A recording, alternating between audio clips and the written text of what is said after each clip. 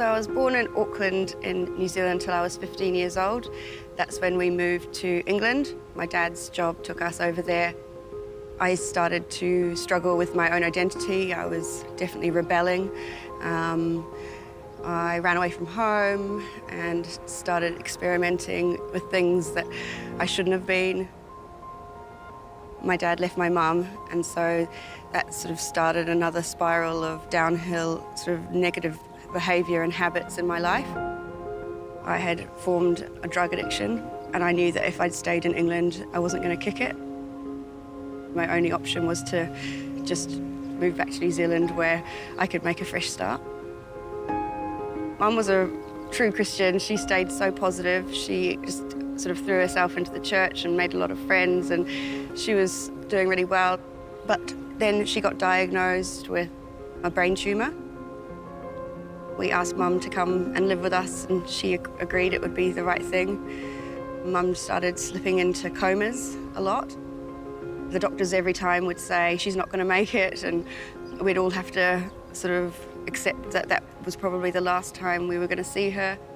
She told the doctors at that point that she didn't want to be brought back again, and I just remember the doctors telling me that and me just absolutely not having a bar of it and just really fighting against the fact that she'd made up her mind that this was all too much for her.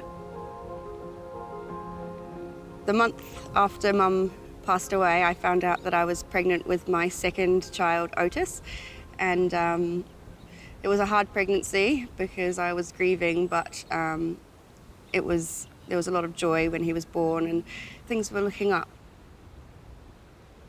When Otis was 8 months old, I found out that I was pregnant again with our daughter Tate.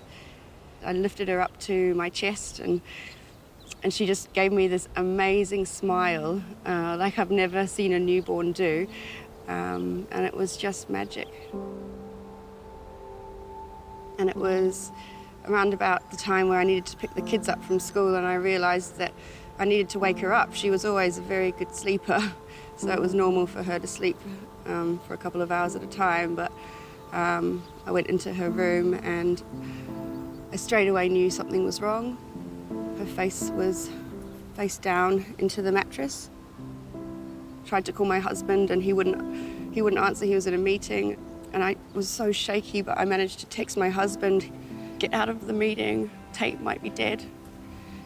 When I finally got hold of my husband, he was on the on-ramp to the harbour bridge and driving home, stuck in traffic. And I just had to tell him that our daughter had died.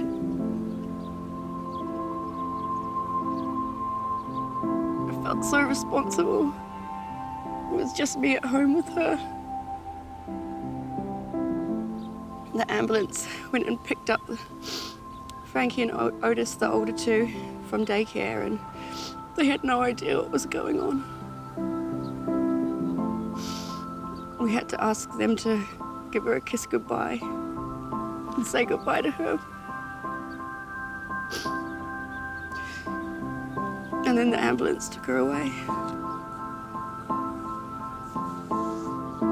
My sister, she was attending church and was around about that time of complete chaos when I asked her if I could come along with her one Sunday. And she said, "Of course you can, and please do come with me." And I walked into the service and I just cried from the moment I arrived to the moment I left.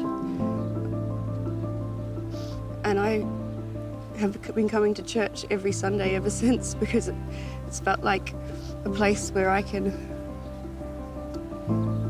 feel peace. It was there that I was praying for another baby. I really wanted a different ending to our family story. And it was the month after that found out that I was pregnant with my daughter, Indiana. She's just a treasure. She is all we'd hoped for and more. She's just so full of life and also so different from Tate, but in a good way. And yeah, we're just so happy. For anybody else who's going through a really hard time, I would just give the advice of lean into it, feel the pain, accept it, but then also lean into God, because that's where you'll find the peace.